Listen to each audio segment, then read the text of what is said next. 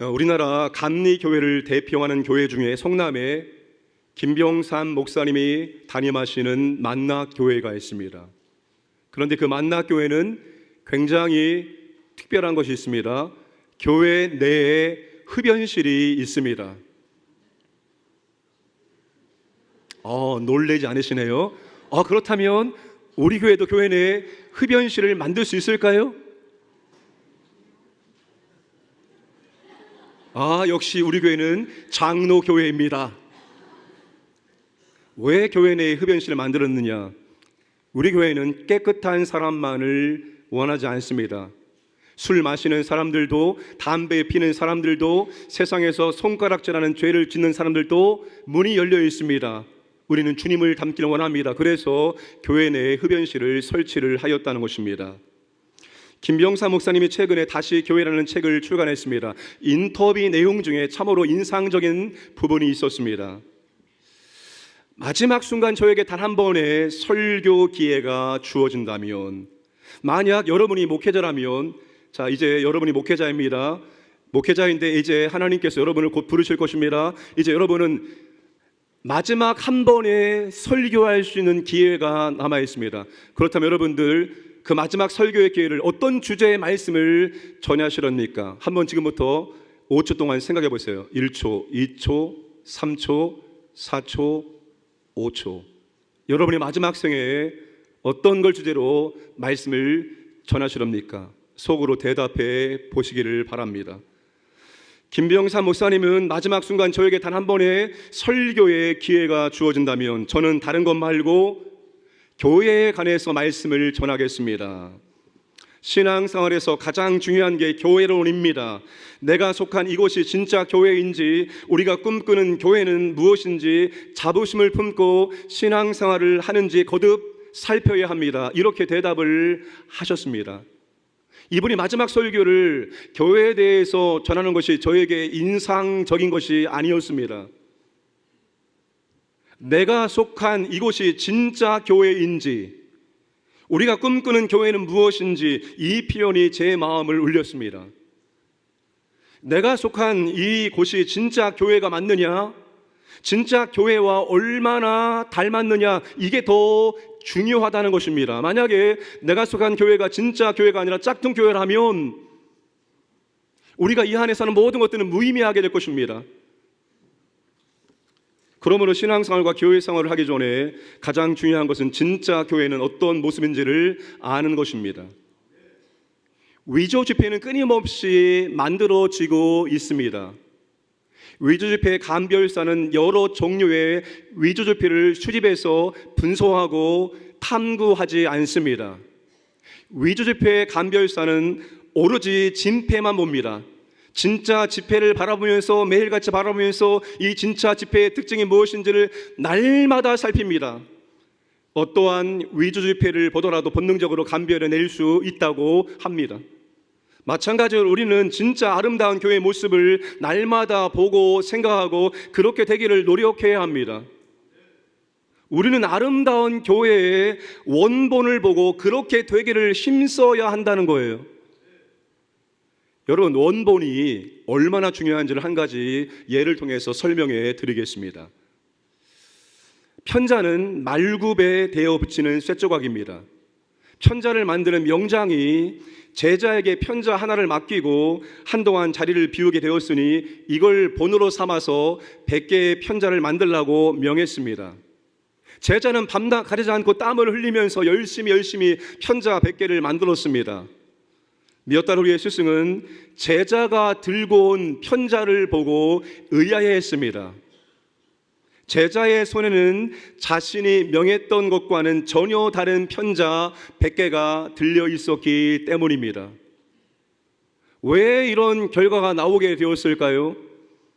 제자는 편자를 만들 때 스승의 본을 보고 만든 것이 아니라 방금 자신이 만든 편자를 본으로 다음 것을 만들었기 때문입니다. 그랬더니 스승의 본을 보고 만든 첫 번째 편차는 괜찮았습니다. 1호 편자를 보고 만든 2호 편자는 원본과 조금 달라졌고, 2호 편자를 보고 만든 3호 편자는 원본과 조금 더 달라졌고, 결국 100호 편자는 스승이 만든 편자와 전혀 다른 편자가 만들어지게 된 것입니다. 사랑하는 광연의 여러분, 교회가 이와 같은 실수를 얼마든지 범할 수 있습니다. 이단과 사비들은 다 그런 실수를 범하고 있는 것입니다. 하나님이 원하시는 아름다운 교회, 아름다운 공동체의 원본이 이렇게 중요합니다. 원본을 보고 원본대로 교회 공동체를 만들기 위해서 우리는 노력을 해야 됩니다. 그렇지 않고 야, 저 교회 너무나 멋지다, 저 교회 너무나 좋다, 저 교회 이렇게 특별한 것이 있네, 이것을 말하며 수많은 복사본을 보고 만들어가면 하나님이 원하시는 아름다운 공동체의 원본과 완전히 달라질 수 있습니다. 간혹 성도님들이 우리 교회도 저 교회처럼 이렇게 해주세요, 이런 부탁을 하곤 합니다. 만약에 여러분들이 저 교회 좋은 거 우리 교회도 다 하게 해주세요 라는 말을 우리 교회가 수용한다면 우리 교회는 하나님의 원본과 전혀 다른 교회로 만들어질 수가 있습니다. 학위 논문을 쓸 때 논문의 가치는 얼마나 많은 1차 자료를 인용했느냐입니다. 그렇지 않고 다른 논문에 있는 2차, 3차 자료를 인용한다면 그 논문의 가치는 떨어지게 되어 있습니다. 마찬가지로 교회는 다른 교회를 보고 참고는 할 수 있지만 항상 하나님께서 성경에 기록해 주신 아름다운 교회 공동체의 원본을 추구해야 합니다. 원본을 기준 삼아 원본대로 비슷해지기 위해서 애를 쓰면 그 교회는 원본에 가까운 교회가 될 수 있습니다.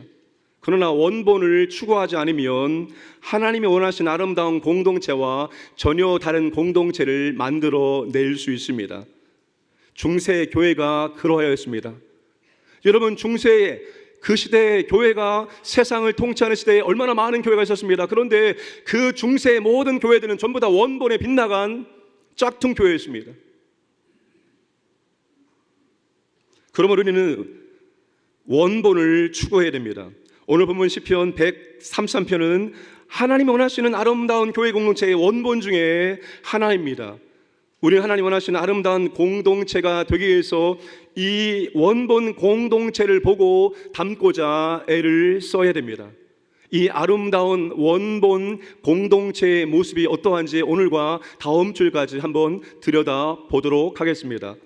첫 번째, 하나님 원하시는 아름다운 공동체는 가족 공동체입니다. 1절을 함께 읽겠습니다.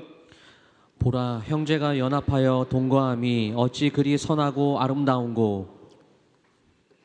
1절은 이 시의 전체의 주제입니다. 그런데 1절 말씀이 어떻게 시작됩니까? 보라, 히브리어 힌내입니다. 힌내 감탄사로 시작합니다. 힌내 감탄사는 말하고자 하는 내용에 주목하게 하고 집중시킬 때 사용합니다. 어떤 사람이 오랫동안 진품을 찾기 위해서 헤매고 돌아다녔습니다.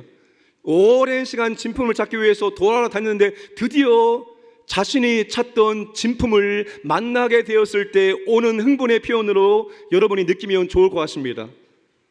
보라, 여기 진짜 하나님께서 원하시는 아름다운 공동체가 있습니다. 이 아름다운 공동체를 여러분이 집중해서 보시기 바랍니다. 이런 뉘앙스로 1절을 이해하면 좋을 것 같습니다. 이 세상에 참으로 선하고 아름다운 일이 있습니다. 그것이 무엇입니까? 형제가 연합하여 동거하는 모습을 보는 것입니다. 형제가 연합하여 동거하는 모습이 이 세상에 선하고 아름다운 일입니다. 사람이 보고 선하고 아름다운 일이 아니라 전능하신 창조주 하나님께서 그 모습 보실 때 선하도 아름답다라고 말씀을 하신다는 거예요. 1절에 중요한 단어가 3개 나옵니다. 형제, 연합, 동거입니다. 형제는 히브리어 아흐라는 명사로 한 어머니로부터 태어난 사람들을, 아들들을 지칭합니다. 그런데 여기서는 한 조상에게서 나오는 자손들을 의미합니다. 그러니까 형제라는 말 속에는 할아버지, 할머니, 아빠, 엄마, 형, 누나, 동생, 더 나아가 친척들, 조카들을 다 포함하는 것입니다. 예전에 제가 살던 고향은, 시골은 한씨들이 모여있는 집성촌이었습니다. 여러분, 옛날에 우리가 그렇게 일가 친척들이 다 모여서 마을을 형성해서 살았습니다. 그렇죠? 얼굴은 여러분들이 저보다 더 들어 보이는데 왜 대답 안 하세요? 여러분, 우리가 그렇게 살았습니다. 일가 친척들이 가까이 그렇게 살았어요. 그래서 서로 상부상조하고 품앗이하면서 농사의 일들을 해냈던 것입니다. 여기 형제가 바로 그런 의미입니다.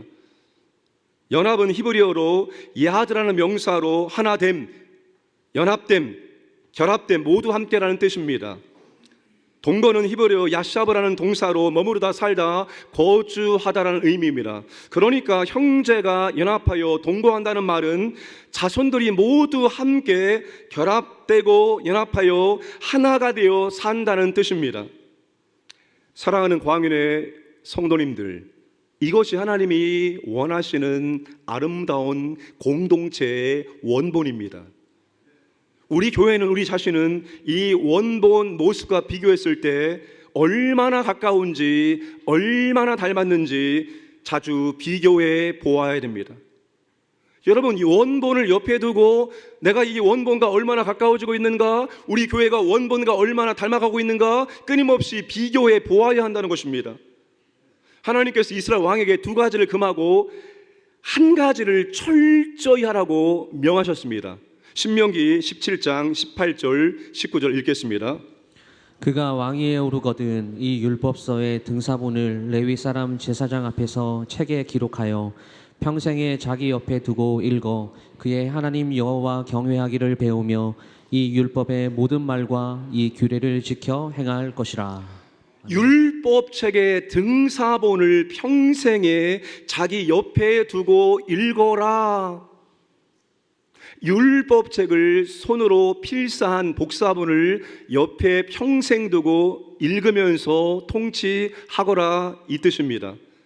그래야지 올바르게 통치하고 있는지 잘못 통치하고 있는지 금방 알 수 있기 때문입니다. 우리는 하나님 원하시는 아름다운 교회 공동체의 원본과 항상 비교해 보아야 됩니다. 원본과 비교했을 때 가까워지고 있다면 더 열심을 내서 가까워질 수 있도록 노력하고, 야, 이거 원본과 너무나 다른 모습인데, 원본과 멀어졌는데 빨리 우리가 수정을 해서 다시 원본으로 방향을 틀어서 원본처럼 하려고 우리는 애를 써야 한다는 거예요. 원본이 기준이기 때문입니다. 내가 꿈꾸고 내가 사모하는 그런 교회가 기준이 아니라 원본이 기준입니다. 그 원본에 우리는 기준을 맞춰야 되는 것입니다. 형제가 연합하여 동거하기 위해서는 세 가지를 기억해야 됩니다. 하나는 우리가 형제라는 것입니다. 다시 말해서 우리가 가족이라는 의미입니다. 사랑하는 여러분, 저와 여러분이 왜 가족입니까? 항상 대답을 준비하시고 대답을 하셔야 됩니다. 그래야지 이분들이 무관하지 않습니다. 왜 저와 여러분이 가족입니까? 정답을 얘기했습니다. 하나님 아버지 뜻대로 사는 사람들이기 때문입니다. 마가복음 3장 44절 45절 함께 읽겠습니다. 둘러앉은 자들을 보시며 이르시되 내 어머니와 내 동생들을 보라. 누구든지 하나님의 뜻대로 행하는 자라야 내 형제요 자매요 어머니이니라. 왜 저와 여러분이 한 가족입니까? 왜 우리가 한 가족입니까? 에베소 2장 18절 19절 말씀, 이는 그로 말미암아 우리 둘이 한 성령 안에서 하나님 아버지께 나아감을 얻게 하려 하심이라. 그러므로 이제부터 너희는 외인도 아니요 나그네도 아니요 오직 성도들과 동일한 시민이요 하나님의 권속 즉 하나님의 가족이라. 우리가 한 성령 안에서 하나님 아버지 앞에 나아갈 수 있는 특권을 가지고 있는 사람들이기 때문입니다. 그러므로 여러분이 교회를 바라보실 때 가족 개념으로 바라보셔야 합니다. 교회는 가족 공동체입니다. 육적 가족이 아니라 영적 가족입니다.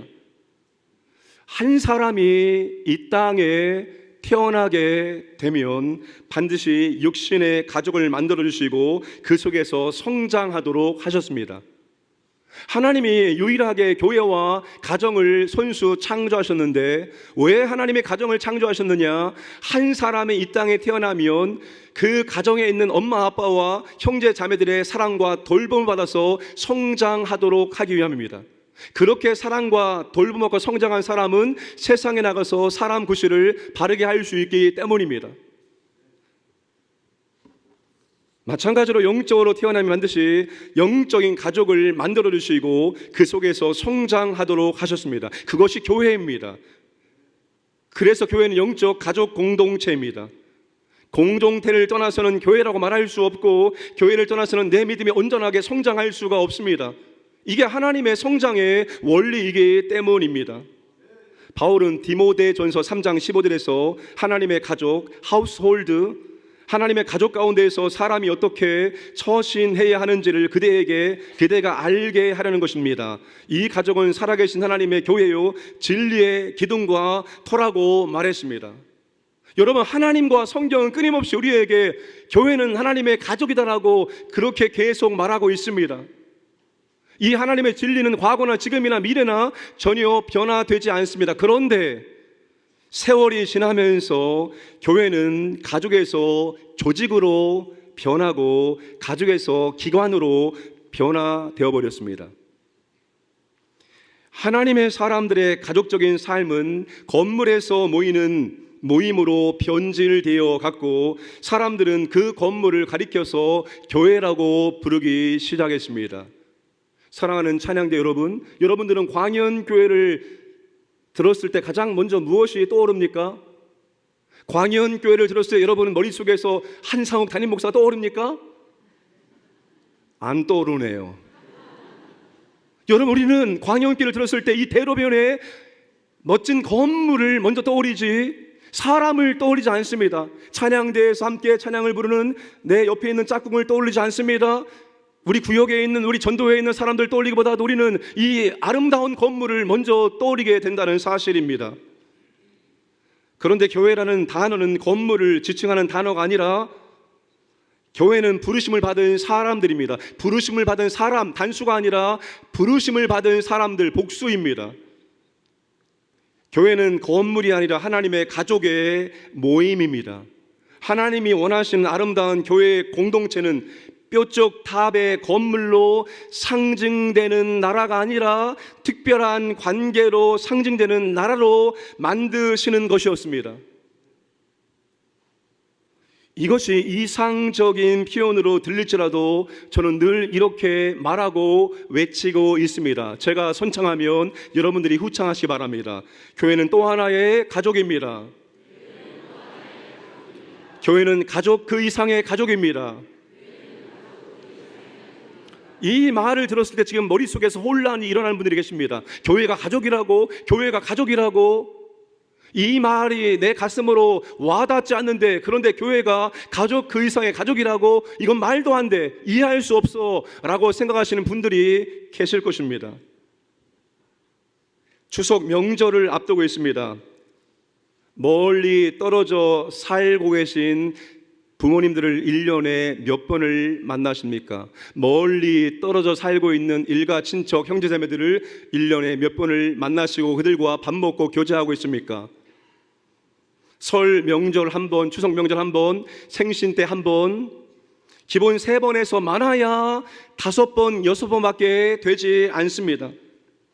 그것도 살아계신 부모님이 돌아가시면 모임의 구신점이 사라지기 때문에 특별한 모임을 만들지 않으면 형제자매 1년에 한 번 만나기가 굉장히 어려운 게 우리네 현실입니다.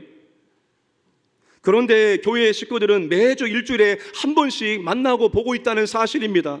만나기 싫어도 옆에 있는 짝꿍을 다음 주에도 만나게 될 것입니다. 왜 아멘을 안 하세요? 구역 모임을 하면 매주 2번씩 얼굴을 보고 교제를 하게 되어 있습니다. 세상에 순수한 목적으로 누구와 일주일에 2번씩 만나면서 교제할 수 있단 말입니까? 여러분, 이거 자체가 놀라운 기적이고 정말 놀라운 일입니다.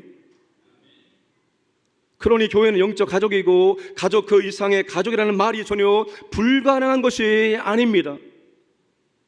저는 가족 그 이상의 가족으로서 교제하고 도우며 신앙생활하고 있는 그런 교회와 그런 공동체를 많이 알고 있습니다. 이 말이 전혀 불가능한 말이 아니라 지금도 실현되고 있습니다. 우리가 교회를 바라볼 때 가족이라는 것을 인식하는 것이 제일 중요합니다. 우리가 서로를 가족이라고 대할 때 교회에서 어지간한 문제는 해결할 수가 있습니다. 창세기 13장에서 아브라함의 목자와 조카 롯의 목자가 다투었을 때 아브라함이 조카에게 뭐라고 말합니까? 13장 8절 9절 함께 읽겠습니다. 아브라함이 롯에게 이르되 우리는 한 친족이라 나나 너나 내 목자나 내 목자나 서로 다투게 하지 말자. 내 앞에 온 땅이 있지 아니하냐.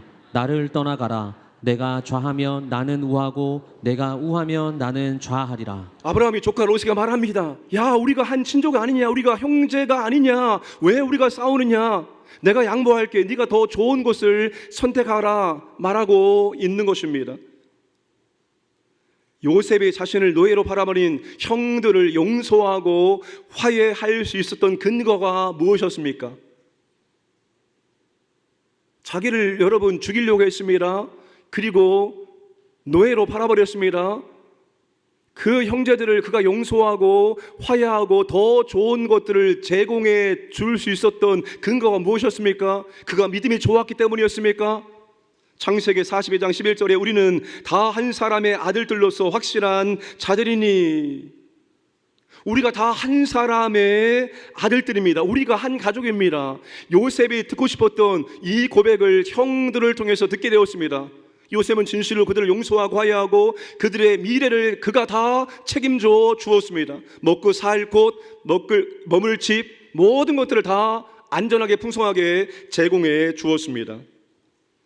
여러분, 교회는 가족이라는 개념으로 바라보고 들어갈 때 인간의 어지간한 문제는 해결할 수 있습니다. 인간의 복잡한 갈등들을 가족이라는 렌즈를 가지고 들어가며 우리가 어지간한 문제는 해결할 수 있다는 사실입니다. 그러므로 여러분, 우리는 철저히 가족 개념을 기억해야 되고 철저히 가족 공동체를 이루기 위해서 애써야 한다는 것입니다. 또 하나, 교회가 연합하여 동거하기 위해서는 연합을 기억해야 합니다. 연합은 우리 모두가 하나가 되는 것입니다. 연합은 우리 모두가 떨어져 있는 것이 아니라 결합되어 있는 것입니다. 연합은 우리가 좌우에 다른 사람을 손으로 잡고 있는 것처럼 서로가 연결되어 있는 것입니다. 여러분의 좌우에 여러분이 붙들고 있는, 영적으로 붙들고 있는, 여러분이 돕고 있는, 여러분이 기도하고 있는 그 믿음의 사람들이 여러분의 좌우에 있어야 한다는 것입니다. 이게 바로 연결되는 것, 이게 바로 결합되는 것, 이것이 바로 연합이기 때문입니다. 그런데 교회는 연합을 방해하는 것들이 너무나 많습니다. 한국 사람들이 버리지 못하는 3대 고질병이 있습니다. 어디서나 학연, 지연, 혈연을 따지는 것입니다. 여기에 한 가지를 더 추가하면 바로 정치적 성향입니다. 진보냐 보수냐, 빨리 말하세요.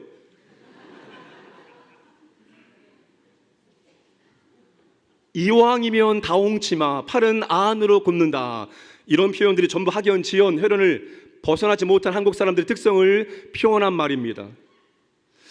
낯선 타향에서 고향 사람을 만나면 얼마나 반갑고 얼마나 좋습니까? 이번 추석 명절에 시골에 내려가시는 분들, 어렸을 때 나와 함께 뒹굴렀던 그 시골의 친구를 만나면 얼마나 기쁘고 얼마나 반갑습니까? 그런데 저를 비롯하여 우리 모두는 고질병에서 자유롭지 못합니다. 명절을 앞두고 어느 성도님이 명절 선물을 보내주셨습니다. 아이들이 맛있게 먹는 김을 보내주셨습니다. 그런데 그 김 박스의 원산지를 보자마자 저는 아주 기쁨이 올라왔습니다. 그 원산지에 뭐라고 써있냐면 바로 대천이라고 써 있었습니다. 대천은 제 고향 아닙니다. 저는 서천입니다. 서천 옆에 웅천, 웅천 옆에 대천. 고향 방정 안에 있는 그 동네 이름만 들어도 제 마음이 뜨거워졌습니다. 여러분, 그러나 저는 김만 먹지 않습니다. 팔도의 모든 것을 먹습니다. 김만 보내지 마세요. 우리는 어쩔 수 없습니다. 학연, 지연, 혈연에서 벗어나기 어렵습니다. 그런데 이렇게 생각하면 여기에서 벗어날 수 있습니다. 타향에서는 고향 사람을 만나야지만 반갑고 기쁩니다. 그런데 한국 사람을 거의 볼 수 없는 타국에 가면은 그냥 한국 사람 만나는 것으로 너무나 기뻐한 것 같습니다. 그동안 답답해서 말하지 못했는데 서로 시원하게 말할 수 있기 때문입니다. 여러분, 타국만 가도 우리는 이 한국 사람이 어느 지역 사람이나 그것을 따지지 않습니다. 그냥 한국 사람만으로 너무나 좋기 때문입니다. 그런데 우리는 타국이 아니라 사탄의 나라와 싸우고 있는 하나님 나라에 소속된 사람들입니다. 우리 하나님 나라 안에 들어온 아군입니다. 주님 말씀하십니다. 아군끼리 싸우면 어떻게 적군과 싸워 이길 수 있습니까? 이길 수 없겠죠? 우린 예수 안에서 하나님 나라는 더 큰 개념으로 서로를 바라보고 교제하고 연합을 해야 합니다. 예수 안에 들어오면 혈연, 지연, 학연, 정치를 초월해서 연합을 해야 하는 것입니다. 지금 우리 교회는 선거 관리 규정을 따라 직분자 선거 절차를 밟고 있습니다. 금주 칼럼은 직분자 선거에 대해서 생각하고 고민하고 기도하고 썼습니다. 몇 번을 쓰고 지우면서 반복하면서 완성했는지 모릅니다. 그런 담임 목사의 고민이 칼럼에서 느껴집니까? 대답만 잘해도 50점 먹고 들어갑니다. 왜 금주 칼럼을 쓰기가 힘들었느냐? 우리 모두에게 예민한 부분이기 때문입니다. 분명히 직분자 선거 때문에 이미 마음이 상한 분도 계실 수 있습니다. 직분자 선거를 잘못하면 교회 연합과 결합을 해칠 수 있습니다. 혹은 더 연합하고 결합하고 기도로 하나가 될 수도 있습니다. 그래서 직분자 선거는 담임 목사에게 그리고 당회에게 큰 부담이 될 수밖에 없습니다. 어떻게 하면 한 분도 시험 들거나 상처받지 않고 은혜 가운데 진행할 수 있을까 고민하고 있습니다. 그리고 기도하고 있습니다. 100% 우리 모두를 만족시킬 수는 없지만 이것을 최소화하기 위해서는 저는 지금도 고민하고 있고 지금도 기도하고 있습니다. 언젠가 더 최소화될 수 있도록 그렇게 만들 수도 있습니다. 사랑하는 여러분, 가족으로서 한 집에 함께 살고 있다는 것 자체가 중요하지 않습니다. 가족이라 해서 한 집 안에 살고 있지만 얼굴도 보지 않고 인사도 하지 않고 담 쌓고 있는 가족들이 많기 때문입니다. 교회도 그럴 수 있습니다. 같은 교회 다니고 같은 전도회이고 같은 구역이면서 얼굴도 보지 않고 인사도 하지 않고 교제도 하지 않을 수 있습니다.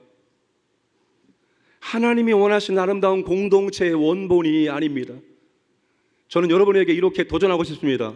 우리가 함께 가족되는 것을, 가족되기 위해서 노력하는 것을 포기하지 않기를 바랍니다. 포기하지 않으면 때가 되면 이루시리라 하나님 말씀입니다. 그러나 포기하면 절대로 우리는 그와 가족이 될 수가 없습니다.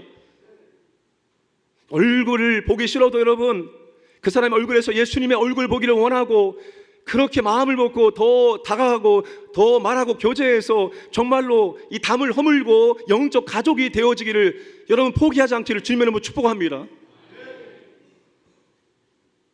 7층 옥상 리모델링 건이 지금 진행되고 있습니다.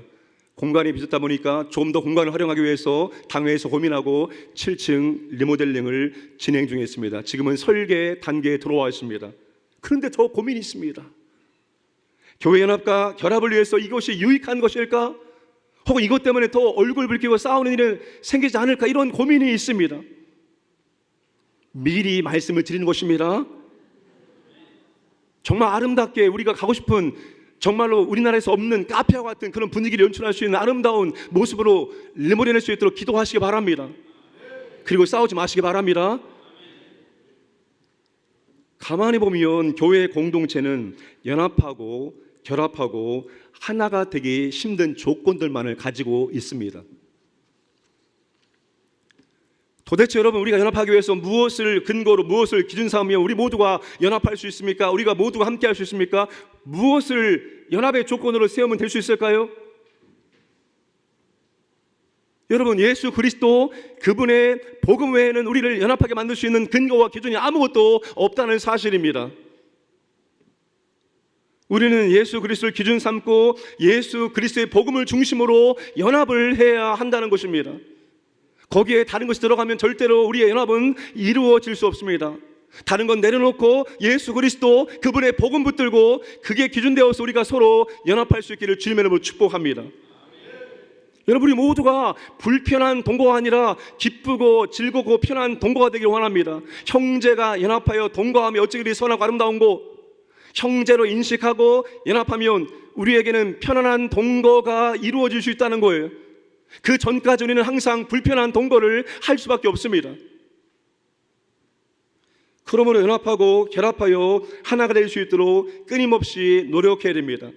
다양한 세대의 성도들이 한 공간에서 즐겁게 동거할 수 있는 분위기를 만들어 가야 합니다.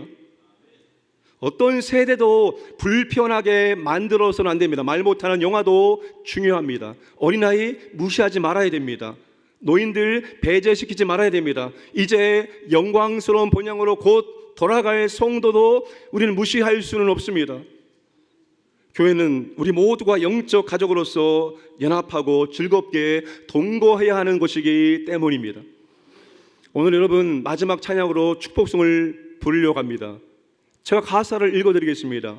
때로는 너희 앞에 어려움과 아픔이 있지만 담대하게 주를 바라보는 너희 영은 우리 볼 때 얼마나 아름다운지. 잘 나가고 물질에 부가 임하고 세상으로 높은 그런 위치에 있는 것이 아니라 힘들고 어려운데 그럼에도 불구하고 믿음을 내려놓지 않고 하나님 바라볼 때, 그 영혼 바라볼 때 우리에게 감동과 기쁨과 은혜가 있다는 거예요. 그러면 교회는 부한 자도 있어야 되고 가난한 자도 있어야 되고 높은 자도 있어야 되고 낮은 자도 있어야 되고 잘 나가는 사람도 있어야, 못 나가는 사람, 이런 다양한 분들이 우리 안에 공존해야 한다는 것입니다. 너는 택한 족속이요 왕 같은 제사장이며 거룩한 나라 하나님의 소유된 백성, 너희 영혼이 볼 때 얼마나 사랑스러운지. 여러분, 우리가 서로를 바라볼 때 얼마나 아름다운지, 얼마나 사랑스러운지 이런 애틋한 눈빛으로 바라보시기를 원합니다. 나가실 때 제 얼굴 보고 인사하고 나가세요. 이 시를 다윗의 시라고 말합니다. 어떻게 다윗이 이렇게 아름다운 시를 쓸 수 있었을까요? 여러분, 다윗은 가족 공동체에서 사랑과 돌봄을 잘 받은 사람이 아니옵니다. 아버지 이새가 이 아들을 그렇게 인정해 주지 않았습니다. 형들도 다윗을 사랑으로 돌보지 않았습니다. 분명 다윗은 가정에서 따뜻한 사랑과 돌봄받고 아름다움을 경험하지 못한 사람입니다. 그런데 어떻게 다윗이 이렇게 아름다운 공동체를 기록할 수 있었을까요? 제 생각에는 그가 사울의 추격을 피해 도망칠 때 아둘람 굴에 들어갔을 때 400명의 사람들이, 그 사람들은 전부 다 약하고 부족하고 원통하고 억울하고 상처받은 사람들이 다윗에게 왔습니다. 그리고 다윗은 이 공동체를 이끌어가는 리더가 되었습니다. 얼마나 힘들었을까요? 원통하고 분통하고 상처 많은 사람들이 400명이나 모여있으니 다윗이 그 공동체를 통솔할 때 얼마나 힘들었을까요? 얼마나 어려웠을까요? 그런데 그 아픔이 있어도 상처가 있어도 그 공동체를 다윗이 이끌고 가는 것입니다. 하나님의 은혜 가운데 이끌고 가는 거예요. 그러면서 그 공동체 안에서 그가 아름다움을 경험하고 이 아름다움의 시를 지어서 하나님께 찬양을 올려드릴 수 있게 되었다고 생각합니다. 그러므로 우리가 아름다운 교회, 아름다운 공동체를 만들기 위해서 원본을 옆에 두고 그 원본과 닮아가기를 끊임없이 노력하는 우리 교회가 되기를 주님의 이름으로 축복합니다.